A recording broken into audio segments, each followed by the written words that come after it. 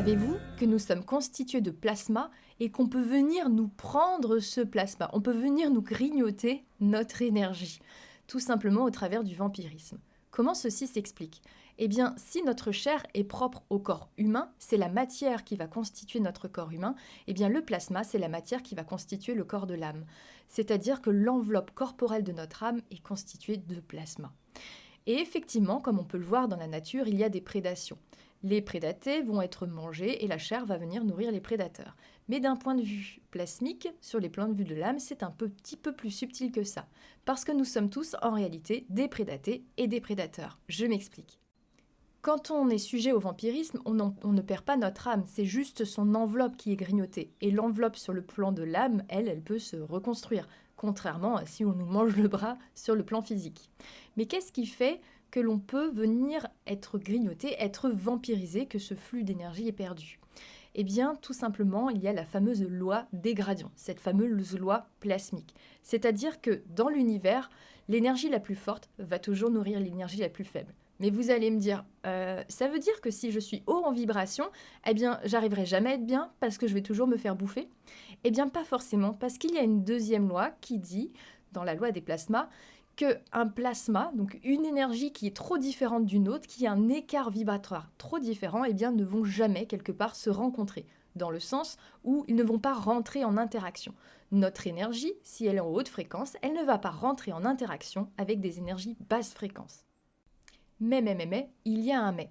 C'est-à-dire que dans certaines conditions, il y a des failles à l'intérieur de nous qui vont rentrer en résonance. Ces failles, c'est ni plus ni moins nos blessures. Il y a des zones en nous, des zones d'ombre, qui ne sont pas suffisamment traversées par une quantité d'énergie, qui n'ont pas assez de lumière, si vous préférez. Ce qui veut dire que notre propre plasma ne circule pas très bien, il y a moins d'énergie plasmatique à cet endroit, il y a moins de lumière et on est un petit peu bas en fréquence.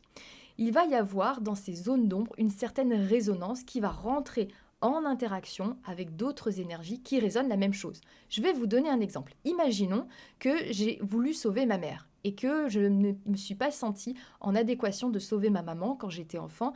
Ainsi, il va y avoir une grande blessure à l'intérieur de moi. J'ai la blessure de ne pas avoir pu sauver maman. Mais de la même manière, il y a une autre personne qui va avoir une blessure qui résonne la même fréquence, la même vibration. Une personne qui a besoin d'être sauvée, mais qui n'a pas eu le soutien de sa maman ou de je ne sais qui.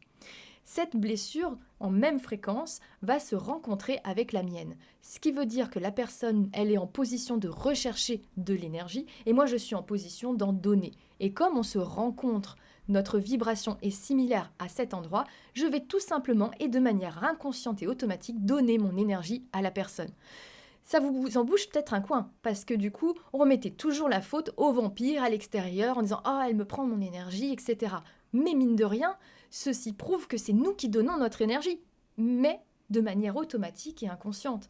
C'est juste une loi de résonance, comme deux vases d'eau qui sont reliés par le bas que l'on va remplir. Naturellement, les vases vont venir s'équilibrer.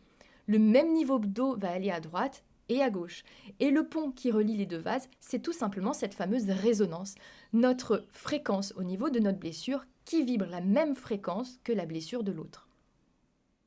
Pas besoin de paniquer en entendant cela, ça se faisait déjà avant que vous en ayez conscience, sauf que maintenant vous allez en avoir un peu plus conscience et ne moins blâmer la personne qui vous prend de l'énergie. Mais sachez que vous aussi, dans les deux sens. C'est-à-dire qu'il y a des fois, c'est vous qui êtes en position de demandeur, qui rentrez en résonance avec la faille de certaines personnes qui vous donnent de l'énergie.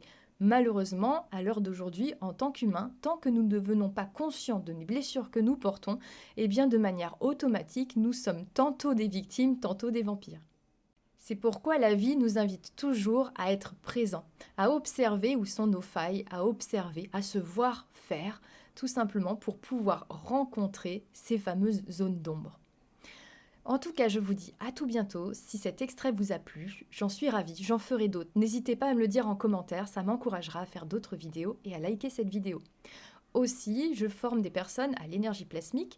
Le lien est dans le descriptif de cette vidéo. Et jusqu'au 1er octobre, il y a encore le tarif préférentiel de toutes les préventes qui s'arrête en octobre. Je vous dis à tout bientôt et je me fais un plaisir de vous retrouver.